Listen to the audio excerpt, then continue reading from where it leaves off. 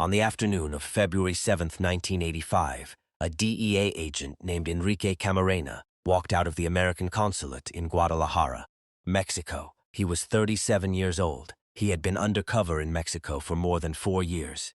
He was due to be reassigned back to the United States in 3 weeks. He was on his way to have lunch with his wife, Mika. 5 men surrounded him. They shoved him into a beige Volkswagen. Someone threw a jacket over his head. The car sped away. He never saw his wife or his 3 children again. For 30 hours, Enrique Camarena was interrogated and tortured in a house in Guadalajara. His skull was crushed. His jaw was broken. His ribs were broken. His nose and cheekbones were shattered. A hole was drilled into his head. He was injected with amphetamines to keep him awake through the pain. A cartel doctor was brought in specifically to keep him alive so the torture could continue longer. Audio recordings of his interrogation were made. Those recordings were later played in court. They are the documented evidence of what was done to a 37-year-old American federal agent in a house in Mexico, while his wife waited for him to come home for lunch. The men who ordered his torture were the leaders of the Guadalajara Cartel, the most powerful drug trafficking organization in Mexico at that time, and the detail that has never been properly answered in 40 years. Some of those men had been protected by the United States government.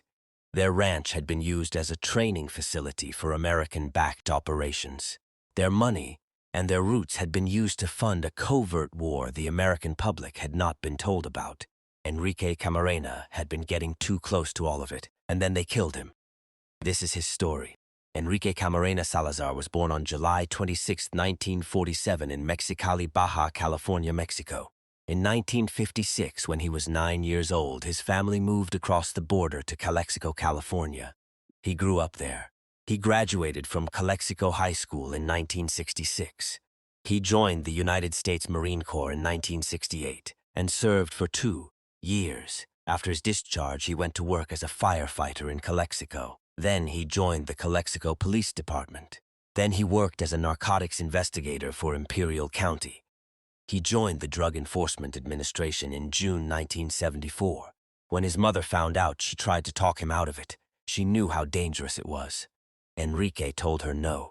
He said, "Even if I am only one person, I can make a difference." He was assigned to the DEA's Calexico office. Then in 1977, he transferred to the Fresno office. Then in July 1981, he was assigned to the DEA's Guadalajara resident office in Mexico. He was going home, back to the country where he was born, to work against the men destroying it from the inside. The Guadalajara Cartel in the early 1980s was run by 3 men: Rafael Caro Quintero, Ernesto Fonseca Carrillo, known as Don Neto, and Miguel Angel Felix Gallardo, known as El Padrino, the Godfather. These 3 men controlled the majority of Mexico's drug trade. They moved marijuana and cocaine into the United States in quantities so large that law enforcement agencies struggled to comprehend the scale. They were also protected. The Dirección Federal de Seguridad, the DFS, was Mexico's Federal Security Directorate, a powerful intelligence agency. Its agents worked as security for the cartel. Its leaders took cartel money. When DEA agents tried to move against cartel members, they found Mexican law enforcement either unwilling or actively obstructing their work. Camarena spent more than 4 years in Guadalajara trying to build a case anyway. In 1984, he and his Mexican pilot Alfredo Zavala Avalar obtained aerial photographs of a location in the state of Chihuahua. The photographs confirmed what informants had been telling the DEA for years. There was a marijuana plantation of almost unimaginable scale hidden in the Mexican countryside. It was called Rancho Bufalo. 2,500 acres of marijuana fields, 7,000 workers, state-of-the-art irrigation, barracks, processing facilities. The plantation generated an estimated $8 billion in revenue annually. It represented at the time one of the largest drug production operations ever documented anywhere in the world. On November 14, 1984, the Mexican Army, working with DEA agents, raided Rancho Bufalo. 450 soldiers backed by helicopters descended on the plantation. 5,000 metric tons of marijuana, worth approximately $2.5 billion, were seized and burned. The fires were so large that the effects of the smoke were felt across a 100-mile radius. It was the largest drug seizure in history at that time. Rafael Caro Quintero had invested everything in that plantation.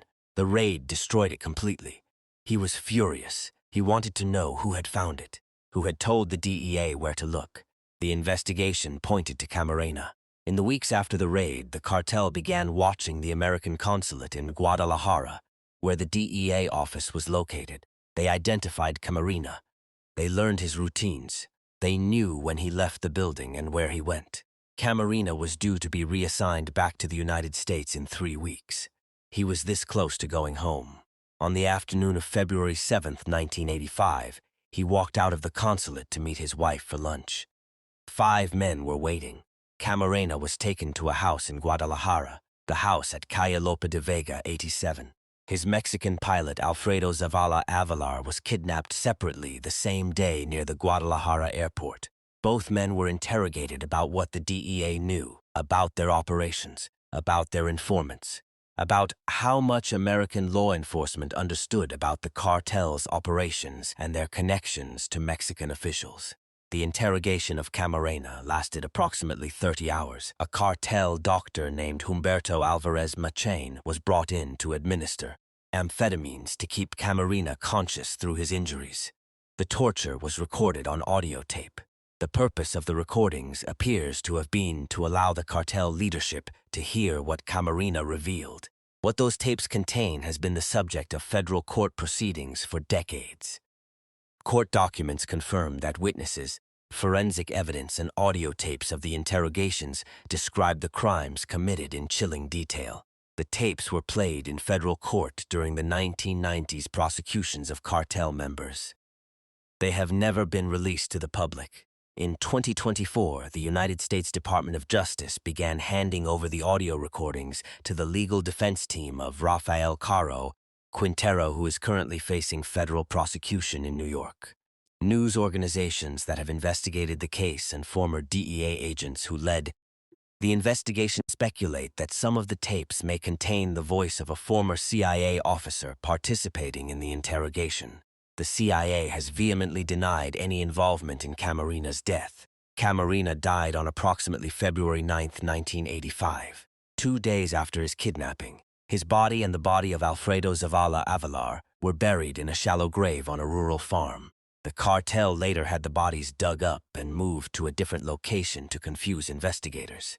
Both bodies were found on March 5, 1985, wrapped in plastic on the grounds of a farm approximately 60 miles from Guadalajara. Both showed extensive evidence of torture. Mika Camarena had reported her husband missing on February 7th. The DEA launched what became the largest manhunt in the agency's history, Operation Leyenda. It ran from 1985 until 1989. It resulted in the arrest and prosecution of cartel members across 2 countries, but it also started revealing connections that the American government found deeply uncomfortable. Hector Barrales was the DEA agent assigned to lead the reinvestigation of Camarena's murder in the early 1990s. He is one of the most significant figures in this story, and one of the most controversial. His investigation uncovered testimony from witnesses who made extraordinary claims about what had happened in that house on Calle Lope de Vega. According to Barrales and the witnesses he developed, the interrogation of Enrique Camarena was attended by more than just cartel members. Witnesses claimed that a former CIA officer was present during the interrogation, that the CIA had prior knowledge of Camarena's identity as a DEA agent and may have passed that information to the cartel or to Mexican intelligence, that the DFS officers who carried out the kidnapping had connections to American intelligence operations being run in the region at the time. What was the CIA doing in Guadalajara in the early 1980s?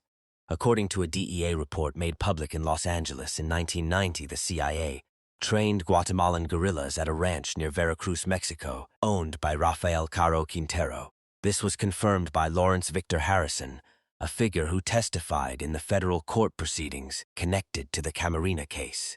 Harrison was described in court documents as a man who ran sophisticated communications networks for major Mexican drug traffickers and their allies in Mexican law enforcement. The Guadalajara Cartel had roots and resources that were being used to support Nicaraguan Contra rebels fighting the Sandinista government. This was the era of Iran-Contra, the era when the CIA was running covert operations across Central America using funding and logistics that could not be officially accounted for. The cartel's money routes and smuggling infrastructure were useful to those operations. Camarena was closing in on connections that would expose all of it. He was also about to leave the country. 3 weeks. That was all he had left. 3 weeks, and he would have been back in the United States, beyond the reach of the men who wanted him dead. 3 weeks was too long. The prosecutions that followed Camarena's murder were extensive but troubled. Rafael Caro Quintero was arrested in Costa Rica in 1985 and extradited to Mexico. He was convicted of Camarena's murder and sentenced to 40 years in a Mexican federal prison. In 2013, a Mexican court overturned his conviction on procedural grounds and he was released. By the time a new warrant was issued, he had disappeared. He was placed on the FBI's 10 most wanted fugitives list with a reward of up to $20 million. He was eventually captured in Mexico in 2022 and extradited to the United States, where he is currently facing federal prosecution. Ernesto Fonseca Carrillo was convicted in Mexico and sentenced to 40 years. He spent approximately 30 years in prison before being moved to house arrest due to his age and health. He is in his 80s. Miguel Angel Felix Gallardo was arrested in Mexico in 1989 and sentenced to 40 years. He has been imprisoned since then. The cartel doctor Humberto Alvarez Machain was eventually brought to the United States for trial in a case that became an international incident when American agents abducted him directly from Mexico without extradition proceedings. The U.S. Supreme Court ruled the abduction was legal. He was tried in American federal court. He was acquitted. He returned to Mexico. Hector Bareles, the DEA agent who led the reinvestigation, was eventually removed from the case. He has spent years since his retirement speaking publicly about what he believes happened. He maintains that the CIA was involved. He maintains that witnesses he developed told him things that the American government did not want made public. His accounts are detailed in the Amazon Prime documentary series The Last Narc, released in 2020. The CIA has consistently and vehemently denied any involvement in Camarena's death or his identification to the cartel. The Justice Department began reinvestigating the case in 2019, following new statements from witnesses. Mika Camarena Enriqueta was told by U.S. prosecutors and agents that they were investigating accounts tying a DEA official and a CIA operative to her husband's death. She told USA Today in 2019, "I want the truth to be out. At this point, nothing would surprise me. The case remains open." In 2025, Camarena's family filed a federal civil lawsuit against the Sinaloa cartel and 3 alleged kingpins: Rafael Caro Quintero, Ernesto Fonseca Carrillo, and Miguel Angel Felix Gallardo, under a new designation by President Trump classifying the cartels as terrorist organizations. The lawsuit seeks compensatory, punitive, and treble damages for Enrique Camarena's kidnapping, torture, and murder. 40 years later, his family is still looking for the full truth. Enrique Camarena's death changed how America fought the war on drugs. It led to the largest DEA manhunt in history. It resulted in the destruction of the Guadalajara Cartel and the emergence of the modern cartels that followed, including the Sinaloa Cartel, which continues to operate today. His memory started Red Ribbon Week. Every October, millions of Americans wear red ribbons in his honor. Students in schools across the United States learn his name as a symbol of the fight against drugs. Most of them never learn the rest of the story. The part about the ranch used for CIA training operations. The part about the audio tapes and what may be on them. The part about the DEA agent who spent years saying that the men who killed Enrique Camarena were protected by people inside the United States government. On February 7, 1985, Enrique Camarena walked out of the American consulate in Guadalajara to meet his wife for lunch.